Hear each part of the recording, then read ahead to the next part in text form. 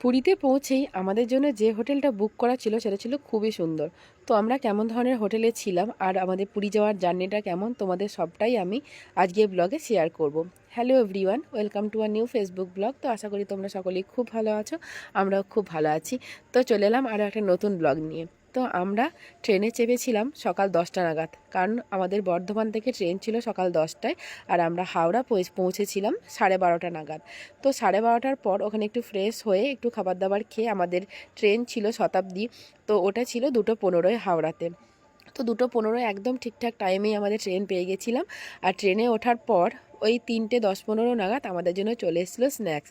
তো স্ন্যাক্সে কী কী ছিল সেটা সবটাই তোমাদের সাথে শেয়ার করব। এখানে স্ন্যাক্সের মধ্যে ছিল চিড়ে ভাজা, তারপরে চিট বাদাম, এছাড়াও ছিল আরও অনেক কিছু, স্যান্ডউইচ ছিল, ভেজিটেবল স্যান্ডউইচ। তো এখানে আমাদের স্ন্যাক্স দেওয়ার পরপরই কিন্তু মাম্মাম প্রথমেই যেটা খেলো সেটা হচ্ছে ভেজ স্যান্ডউইচ। খুব সুন্দর একটা টেস্টি স্যান্ডউইচ, যেটা গাজর আর বাটার দেওয়া ছিল, বেশ সুন্দর।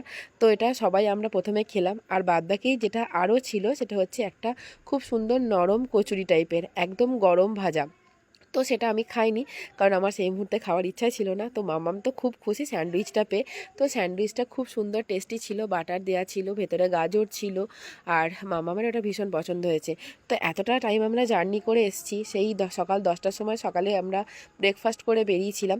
আর তারপর ট্রেনে ওঠার পর প্রচণ্ড পরিমাণে খিদেও পেয়ে গেছিলো।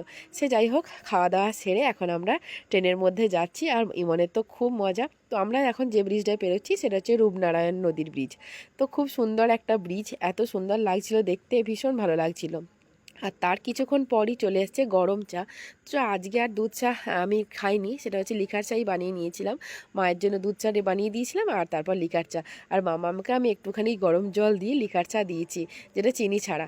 তো এখানে ও খাচ্ছে, আর আমরা এখানটা বসে বসে একটুখানি গান শুনছিলাম, কারণ ভালোও লাগছিল। কারণ প্রথম প্রথম এখন একটু অস্বস্তি হচ্ছিল, কারণ প্রচণ্ড গরম ছিল হাওড়া থেকে ওঠার পর।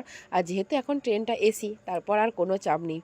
তো যাই হোক, এখানে আমরা সবাই মিলে এখন গল্প করতে করতে যাচ্ছি, আর মামাম তো খুব খুশি। তো আমরা পৌঁছাবো পুরীতে, সেটা হচ্ছে রাত 9:30 নাগাদ। তো জানি না এখন কি হবে, ট্রেন যদি লেট থাকে তাহলে তো দেরি হতেই পারে। তো আরও যেটা আমরা কিছু কিছু খাবার ওদের জন্য নিয়ে নিয়েছিলাম, সেগুলো হচ্ছে যে এখানে অনেকগুলো ফ্রুটস নিয়ে নিয়েছিলাম। আঙুর ছিল, তার মধ্যে আরও ছিল হচ্ছে পেয়ারা, এছাড়া ছিল শশা, এইগুলো আর কি। তো এখানে আঙুর মাম্মা পছন্দ করে, তাই জন্য এখন ওই 5:30 এরকম নাগাদ আর কি বাজে। তো দেখো, সূর্য কিন্তু এমনিতেই অস্ত চলে যাচ্ছে, কি সুন্দর দেখতে লাগছে কাঁচের জানলা থেকে, খুব সুন্দর লাগছিল দেখতে। আর এই দেখতে দেখতে আমার কখন যে ঘুমটাও পেয়ে গেছিলো কে জানে। তো এদিকে মাম্মারও খুব ঘুম আসছে। আর ট্রেনে কিছু দূর যাওয়ার পর এত ঠান্ডা লাগছিল, যার জন্য আমি আবার লাগেজ থেকে আমাদের গায়ের চাদরগুলো বার করে নিয়েছিলাম। আর তারপর ওই 7:30 থেকে 8টা নাগাদ দিয়ে গেছিলো আমাদের ডিনার। তো এখানে ডিনারটা পাওয়া মাত্রই মামামকে ভাবলাম খাই দিই, কারণ সেই সকালে কখন খাবার খেয়ে বেরিয়েছে, আর দুপুরের দিকে আজকে কোনো ভারী খাবার খাওয়াইনি, হালকা টিফিন করে করেই সেরে দিয়েছি। তো এখানে আমাদের সবার জন্য ডিনার দিয়ে চলে গেছে। আর ডিনারের মধ্যে ছিল ভাত, ডাল, একটা ড্রাই ভেজিটেবলস, এছাড়া ছিল পরোটা, আর ছিল চিকেন। আমরা যেহেতু ননভেজ খাবার বুক করেছিলাম, তার জন্য চিকেন ছিল। আর এখানে ছিল আইসক্রিম, আর তার সাথে টক দই। তো আমি ভাবছিলাম যে চিকেন আজকে আর খাবো না, কারণ আজকে একদম ভালো লাগছে না। আর ট্রেনের এই খাবারগুলো যে আমার খুব একটা বেশি ভালো লাগে তা নয়, অনেকেই পছন্দ করে, কিন্তু আমার খেতে কেমন যেন ভালো লাগে না। যার জন্য আমি একটা এখানে পনির নিয়ে নিয়েছিলাম, যেটা ভেজিটেবল দিয়ে ছিল। তো এখানে পনির দিয়ে আমি পরোটাটা খাবো, আর আমি চিকেন টিকেন কিচ্ছু খাইনি। তো সমস্ত কিছু আমার খাওয়া কমপ্লিট হয়ে গেছে। তো মারা এখনও খায়নি। তো আমাকে যেটা লাস্ট আমার ভালো লাগলো সেটা হচ্ছে আইসক্রিমটা। তো মামামের পাপা এখনও খায়নি, কারণ এত তাড়াতাড়ি আমাদের খাওয়া অভ্যাসটাও নেই। তো এখন দেখো, ঘড়িতে বাজে 10:10। আমাদের ট্রেন কিন্তু এখন পৌঁছে গেছে পুরীতে। আমরা ফাইনালি এখন নামবো, আর মামাম তো খুব এক্সাইটেড। তো আমাদের লাগেজগুলো সব নিচে নামিয়ে নিয়েছে মামামের পাপা আর দাদা দুজন মিলে, অনেকগুলো লাগেজ ছিল। তো এখন আমরা ফাইনালি নামবো, আর আমাদের হোটেলে পৌঁছাতে পৌঁছাতে বেজে যাবে মোটামুটি 10:30 নাগাদ।